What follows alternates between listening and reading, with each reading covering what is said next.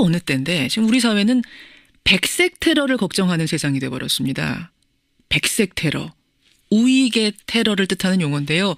지금 이른바 우익 세력들이 박영수 특검, 문재인 대표, 손석희 사장 이런 사람들 집 앞으로 가서 야구 방망이 흔들고 목을 쳐야 한다 외치고 암살만이 나라를 구하는 길이다. 글을 올리고 있습니다. 이정미 헌재소장 대행의 집 주소를요. 팟캐스트에서 공개하기도 했는데요. 그 박사모나 박대모 게시판에 들어가 보면은 준비물은 30cm 회칼, 흰 장갑, 유언장이다. 이런 글도 보이고요. 이정미 대행을 살해하겠다. 나는 죽어도 여한이 없다. 이런 글도 있었습니다. 이런 백색 테러 행위들에 대해서 이게 조직적이다. 배후가 있다. 이런 주장을 하는 분이 계세요. 더불어민주당 표창원 의원 직접 만나보죠. 표 의원님 나와 계십니까? 네, 안녕하세요.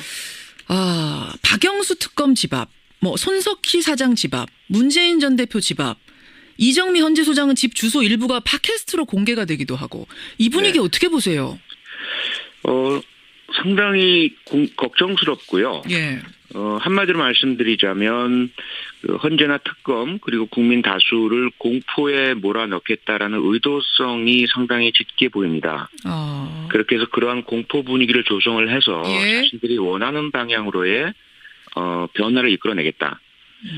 그런 부분들은 테러방지법에 규정한 테러 개념에 맞아떨어지거든요. 예. 그래서 이 분명 부분에 테러다. 대해서 수사가 필요하다라고 저는 생각을 합니다. 그 인터넷 게시판에 올라오는 글들도 수위가 대단해요. 제가 앞에서 잠깐 소개했습니다만 네. 이정미가 판결 전에 사라져야 된다. 내가 살해하겠다. 나는 죽어도 여한이 없다. 이런 심한 말까지. 할복단을 모집한다. 준비물은 회칼, 흰장갑, 유언장이다. 특검 목 쳐야 한다. 이런 글들도 이거 처벌 안 됩니까? 그 중에 한 명은 자수를 했죠. 경찰이 수사한다라고 발표하는 순간 25살짜리 대학생이요. 예, 이정미 헌재소장 대행에 대한 그 살해하겠다. 네네. 그런데 다른 글들도 역시 마찬가지로 처벌 대상인데요. 문제는 경찰에서 아직까지는 적극적인 수사 의지를 보이지 않고 있습니다. 그렇죠. 그게 문제입니다. 표창원 의원님 집 앞에서도 지난달에 시위 있지 않았어요? 여러 차례 있었고요. 이제 겨우 조금 조용해졌는데 저희 지역사무소 앞에서는 여전히 시위가 이루어지고 있고요. 시위 그 자체야 얼마든지 할 수 있죠. 그런데 만약에 주민들을 괴롭게 한다든지 위협과 공포를 느끼게 하는 폭력적 언사가 행해진다면 그것은 제지되어야 합니다. 그때는 야구 방망이 등장 안 했습니까? 네, 경찰에서 저보고 피신하라고 미리 연락을 줬는데 그 현장에는 제가 가지 않았고요. 그런 보도 내용 같은 것들은 없었던 것으로 봐서 야구방망이나 무기는 등장하지 않은 것으로 보입니다. 그럼 뭐를 가지고 그렇게 위협적으로 행동을 하던가? 뭐가 등장했습니까? 우선 그 확성기로 상당히 커다란 소음이 있었고요. 그리고 대형 화면에 잘 아시는 그런 저나 제 가족을 패러디한 그림 같은 거 띄워놓고 그림 같은 것들 그리고 상당히 공격적인 발언들 이런 부분들이었죠. 그러니까 이 집 앞 시위라는 게 광장이라든지 국회 앞이라든지 이런 데서 하는 시위하고는 느껴지는 위협의 정도가 다를 것 같아요. 상당히 다르고요. 주거의 평온이라는 헌법상의 권리에 대한 심대한 침해죠. 그렇죠. 거기에다가 그 목적이 상당히 불온한 게 뭐냐면 저에 대한 것들도 우리 이웃들로 하여금 저 사람 때문에 이렇게 시끄러우니 저 사람 좀 내쫓자. 라는 분위기를 형성하겠다라는 게 역력하고요. 직접적 그런 내용을 표시한 글들도 상당히 많이 온라인상에서 게재가 됩니다. 동시에. 그래요. 네네. 그러니까 이게 사실은 이제 가족들 중에 예를 들어서 박영수 특검네 집이다 이러면은 그 이웃들이 아파트거든요.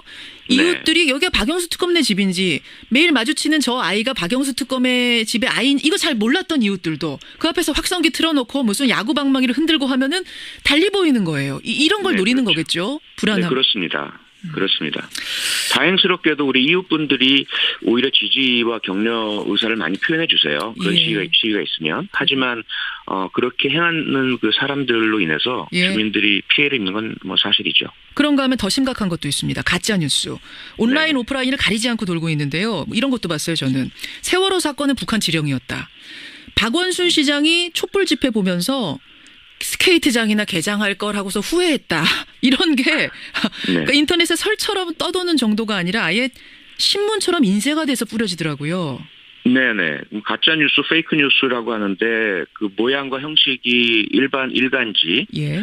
그대로 담고 있고요. 그다음에 심지어는 CNN이나 BBC 등 국제적인 그 방송사의 화면을 그대로 차용해 와서 그렇죠. 내용만 바꿔서 하기 때문에 많은 분들이 혼돈을 일으키고 가짜뉴스를 믿게 되는 현상이 나타나고요. 예. 더 큰 문제는 말씀하신 것처럼 세월호와 관련된 악성 뉴스가 많다 보니까 어제 같은 경우에도 그 광장에 오시는 분들 끝나고 가시는 분들 중에 예. 노란 배지나 리본을 달고 다니시는 분들이 친박 집회 참가자분들로부터 상당한 위협이라든지 공격이라든지 이런 것들을 당하는 일들이 계속 발생을 합니다. 그 노란 리본 같은 거 달고 있으면 뭐 빨갱이냐 이런 얘기 듣고 네네. 폭력의 위협을 받기도 하고. 근데 저는 궁금한 게요, 표창원 의원님. 이 신문, 가짜 신문 돌아다니는 거 보면 한두 장이 아니에요. 상당히 정교하게 찍었어요. 정말 진짜처럼. 그 아파트 앞에 막 쌓여 있습니다. 네. 이걸 찍으려면 돈 들고, 운반하려면 돈 들고, 이게 과연 개인이 자기 돈 들여서 이렇게 할 수 있는 건가? 어떻게 보세요? 할 수 없죠. 할 수 없고요. 그동안 이 상황이 오기 전에도 이미 전경련에서 수십억 원의 돈을 우익단체들이 지급한 상황들이 확인이 됐고요. 그리고 그 가짜뉴스 같은 경우도 본인들도 주장하건대 뭐 300만 부를 찍어냈다라고 주장을 하고 있고요. 예, 예. 그리고 그동안 그 일부 탐사 언론 방송에서도 추적을 한 결과 예. 신문이 인쇄되는 인쇄소에서 인쇄가 된 정황도 확인이 됐죠. 거기에 관계된 조직 단체들도 상당히 윤곽이 드러나 있고요. 예. 이런 부분들은 금액도 금액이지만 기획 내용에 대한 어떤 공유라든지 예. 배포라든지 이런 부분에 상당한 조직과 인력과 돈이 투입된 것은 사실입니다. 그 어디서 나오는 겁니까? 정경련이 일단 의심받고 있고요. 예. 정경련만이 아니라 지금 의심받는 것 중에 하나는 청와대에서도 그 허현준 전 행정관이 그런 일을 하다가 이제 사직을 했는데 그 개인의 문제가 아닌 조직적이고 공식적인 업무였다면 이어지고 있을 것으로 추정이 되고요. 네, 그리고 자유총연맹 역시 그 물결에 합류하고 홈페이지에 보면 보수 단체의 총본산이라고 아예 명시하고 있거든요. 예, 예. 그러면서 이 탄핵 기각과 반대에 대해서 목소리를 높이고 공개 의사표명도 하고 이런 부분도 어떤 배후로 의심받고 있는 정황입니다. 그렇군요. 청취자 강명준님 외에 여러분이 지금 질문을 주시는데 근데 이렇게 가짜 뉴스가 아파트마다 넘쳐나고 있고 이 전혀 근거 없는 사실들이 진짜처럼 도배가 돼가지고 돌아다니고 있는데 경찰은 왜 보고만 있습니까? 이런 질문 주셨어요. 예, 우선 그 제가 지난 국회 상임위 안전행정위원회에서 경찰청에 같은 질문을 했었거든요. 예, 예. 그랬더니 경찰청에서는 문제가 있다는 것은 인식하고 있지만 아직까지 그렇게 수사라든지 법 집행을 해야 할 사안이라고까지는 판단하지 못하고 있다라는 답변이었고요. 이에 대해서 이제 제가 그렇지 않다라는 증빙과 주장을 하면서 예. 첫째 어떤 박근혜 직무정지 상태인 대통령의 현 상황에 대한 동정론 때문에 예. 어느 정도의 불법 행위를 그냥 그 방치 관용하고 있는 것 아니냐. 눈 감아주고 있는 거 아니냐 한마디로. 네네. 둘째로는 경찰을 포함한 법집행기관과 정부 요소에 예. 현 국정농단 세력과 연결되어 있는 부역 세력들이 자리 잡고 있기 때문에 편향적인 봐주기를 하고 있는 것 아니냐. 이런 질문을 제가 했고요. 답이 뭡니까? 답은 경찰청장은 그렇진 않다. 아니라고 했겠죠. 아니라고. 네네. 아니라고 했지만 제가 제기한 문제들에 대해서 테러 행위 또는 형법상의 폭행, 협박 그리고 폭력 행위 등 처벌에 관한 법률 위반에 해당되는 2인 이상의 폭행, 위협, 협박 그리고 뭐 신문법 위반, 저작권법 위반, 명예훼손 그리고 그 정보통신망법 위반 이런 다양한 범죄 행위들에 대한 수사를 적극적으로 하는 것을 검토하겠다 이런 말까지 받아냈습니다. 아니라고 했으면 이제는 그 적극적인 수사로 보여주면 되는 거고 이거는 좀 다른 경우입니다만 표 의원님 인터넷 위키백과라는 게 있습니다. 누구나 접속해서 정보 수정하고 뭐 이런 온라인 백과사전 같은 건데 여기다가 문재인 후보를 검색하면 조선민주주의인민공화국 정치인 이렇게 뜨고 이재명 후보는 조선민주주의인민공화국 성남시장 이렇게 뜬답니다. 네네. 정대협 민주노총 이런 시민단체들에 대한 정보도 최근에 싹 바뀌었대요. 네. 이 수사 의뢰를 해가지고 IP까지는 확인됐다 그러는데 예. 이것도 진짜 한 개인이 장난친 걸까요? 저에 대해서도 위키백과에 그 전에 예. 악의성, 악성, 허위 사실이 등재되어서 저희는 초기에 그 대응을 해서 바로 잡았었는데요. 예. 지금 이 상황들을 보아하니 그 내용도 상당한 그 어떤 전문성 내지는 의도성 그리고 동일한 내용들이 여러 개인이나 단체를 향해서 행해지고 있는 것들을 봐서는 예. 물론 개인이 못하는 것은 아닙니다. 개인도 얼마든지 할 수는 있어요. 그렇죠. 하지만 상당한 의도성과 조직성 또 시기적인 특성을 봐서도 예. 정치 개입의 의도 이런 것들이 상당히 그 감지가 되고 있습니다. 지금 이제 청취자 40대 아빠님 또 8845님 등등이 사실은 국정원 댓글 사건 예전에 그 트라우마가 다시 떠오른다. 네, 그때도 네. 설마 했는데 개인이 아니라 국정원이 선거에 개입한 걸로 나중에 드러나지 않았느냐. 네. 혹시 이번에도 선거 국면하고 맞물려서 뭐 그런 일들이 또 재발하는 건 아니냐. 걱정들 하시네요. 네. 같은 걱정을 공유하고 있고요. 당시에는 국정원이었지만 국정원에서 어떤 그 형식적인 기관은 분산된 것으로 현재 감지가 되고 있습니다. 무슨 말씀이냐면 예.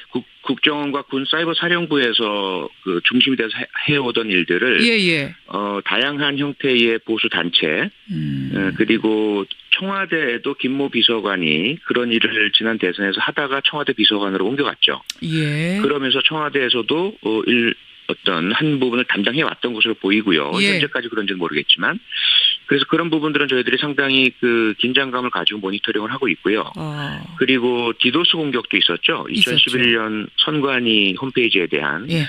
그 부분도 지금 다시 그 당시 수사가 마무리된 것과는 달리 배후에 그 박기태 당시 국회의장 등의 거물 정치인들이 있었다라는 정황이 계속 포착되고 있어서 그래요. 좀 더 폭넓은 조직적인 그 개입에 대한 좀 경고를 하고 있습니다. 참 이야기 나누면서도 이게 시대가 어느 때인데라는 생각이 들고 씁쓸합니다. 여기까지 말씀 듣고요. 표창원 의원님도 오나가나 몸 조심하시고요.